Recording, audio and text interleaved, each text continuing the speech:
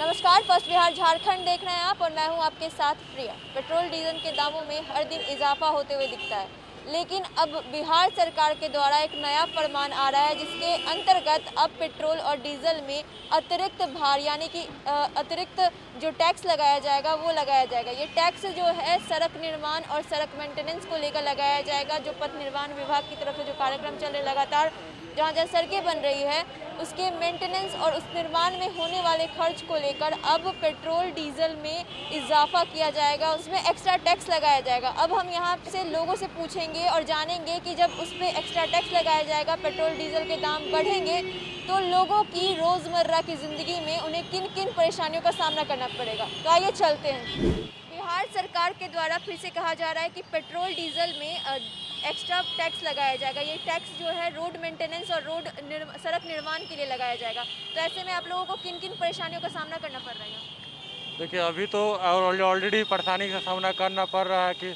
इतना ज़्यादा पेट्रोल का दाम है। हम लोग को इधर पटना में लोकल घूमने के लिए 200 रुपये का डेली भराना पड़ता है, ठीक है ना। तो 6-7 हज़ार तो ऐसे ही चला जाता है। अगर और बढ़ जाएगी तो और है कि बढ़ेगा ही खर्चा। तो ये तो नहीं, ये चीज़ें एकदम नहीं होनी चाहिए। इसलिए कि आप और रोड बनाने के लिए सिर्फ पेट्रोल पे ही बाहर नहीं दे सकते हैं, और भी चीज़ आप देखिए, है ना। बहुत कुछ है, सिर्फ आप पेट्रोल पे ही नहीं बढ़ाते, 100 के पास पहुंचने वाला है। हाँ, तो ये तो सही ना। हम लोग का इनकम तो बढ़ नहीं रहा है, कहीं भी काम कर रहे हैं, कोई भी काम वो तो नहीं बढ़ा रहे हैं ना। तो जाहिर सी बात है कि नहीं बढ़ना चाहिए। आप रोड के लिए सिर्फ पेट्रोल को ही नहीं कर सकते, और भी चीज़ें हैं, उस चीज़ को आप लागू करिए। बहुत सारे फैक्टर्स हैं। किन किन फैक्टर्स की बात कर रहे हैं आप? देखिए, फैक्टर्स तो बहुत सारे हैं। जैसे कि देखिए, मेन जो गवर्नमेंट का इनकम होता है पेट्रोल पे होता है, और ये जो हमारा जो शराबबंदी है उससे भी काफ़ी टैक्स आते हैं, ठीक है। तो लोग जो हमारे जो बिहार सरकार के माननीय नीतीश कुमार है, वो क्या किए हैं कि शराबबंदी तो कर दिए हैं, है ना, लेकिन लोग शराब पी रहे हैं। आप सब जगह देखे होंगे। उससे क्या हो रहा है, गवर्नमेंट को घाटा है।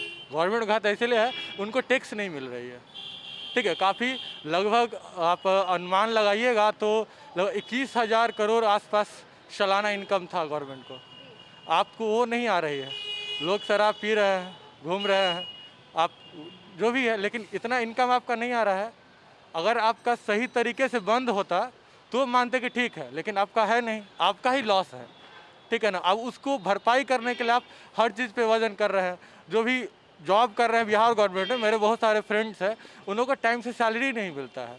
किसी को 2 महीना का सैलरी अटका हुआ है, किसी को 3 महीना का सैलरी अटका हुआ है ना। तो चूँकि गवर्नमेंट के पास उतना पैसा नहीं आ पा रहा है, तो 2-3 चीज़ पे होता है। टैक्स है, पेट्रोल हो, ये सबसे ज़्यादा टैक्स आते हैं। तो एक चीज़ तो आप ऐसी ब्लॉक करके रखें। दूसरी बात है, हम बिहार में इनकम का और कोई सोर्स नहीं है। जैसे कि कोई मतलब फैक्ट्री नहीं है कि टैक्स आएगा, या फिर कोई इंडस्ट्री, बड़ी इंडस्ट्री नहीं है ना। वो भी आप कभी ला नहीं रही। आप 15 साल 20 साल होने जा रही है, हमेशा आप वोट मांगते उसी के हम लाएंगे, इंडस्ट्री लाएंगे। अभी तो सेम सेंट्रल में भी है और बिहार में भी है। तो अभी तो आराम से आप चाहिएगा तो ला सकते हैं, वो भी नहीं ला रहा। सिर्फ आप एक ही तरफ नहीं देख सकते हैं ना कि हमको भरपाई करना है तो टैक्स बढ़ा दो, पेट्रोल पे बढ़ा दो। तो ये तो गलत है। देखिए, हमारा बजट हिल गया है पेट्रोल डीजल के बढ़ने से। ऑफिस जाने आने में जो हमें पेट्रोल डीजल लगता था, अब हमको लगता है कि पिछले साल की तुलना में इस साल तो 20 से 25% ज़्यादा इंक्रीज़ हो गया है खर्च हमारा।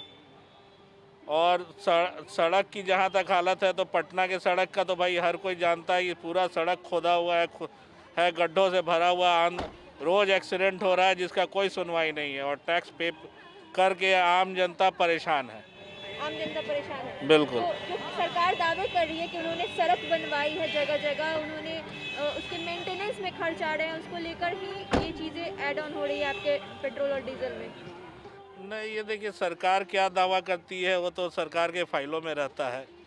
हकीकत हम और आप सबको ही जानते हैं, रोड पे निकल के देखा जा सकता है। मेन रोड डाक बंगला चौराहा तो थोड़ा बेटर है भी, अगल बगल थोड़ा सा रोड जाइएगा पटना के तो बहुत बुरा कंडीशन है। की सामना तो कुछ नहीं है। विकास होगा तो देना ही पड़ेगा, चलना है तो भी देना पड़ेगा, मजबूरी है। लेकिन ऐसा कुछ नहीं है, देना चाहिए, टैक्स देना चाहिए। उसी से विकास होता है, उसी से सुधार होता है, सब कुछ होता है। और अगर थोड़ा सा बोझ पड़ता है तो परेशानी तो होती है, लेकिन कोई सामना तो खैर करना ही होगा, क्योंकि हम लोग आम पब्लिक हम लोग हैं। और कहीं ना कहीं ये हमारा जो इनकम जो होता है उस पर हमारा ये होगा। प्लस होगा तो उसमें तो सामने का परेशानी का सामना उसमें करना ही उसमें होगा, ठीक है। ये चीज़ें होनी चाहिए कि नहीं होनी चाहिए?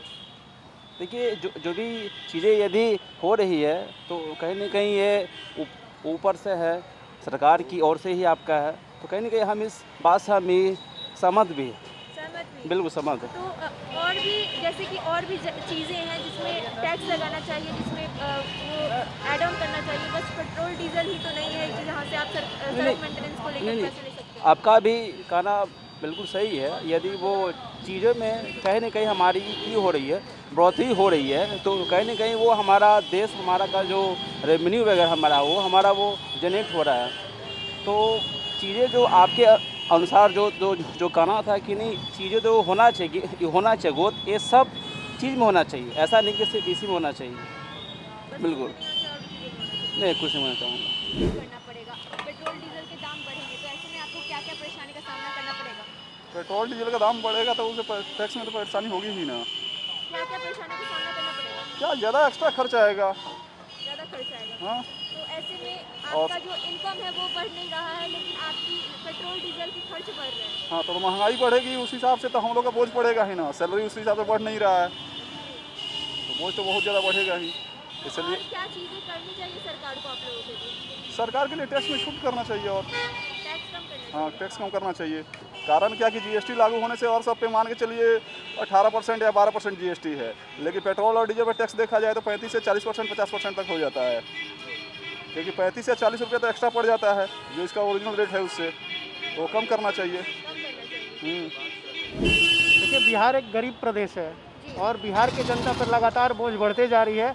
इसके मद्देनज़र सरकार को ध्यान देनी चाहिए, पेट्रोल और डीजल पे दाम पे अंकुश लगानी चाहिए ताकि आम जनता को परेशानियों का सामना नहीं करना पड़े।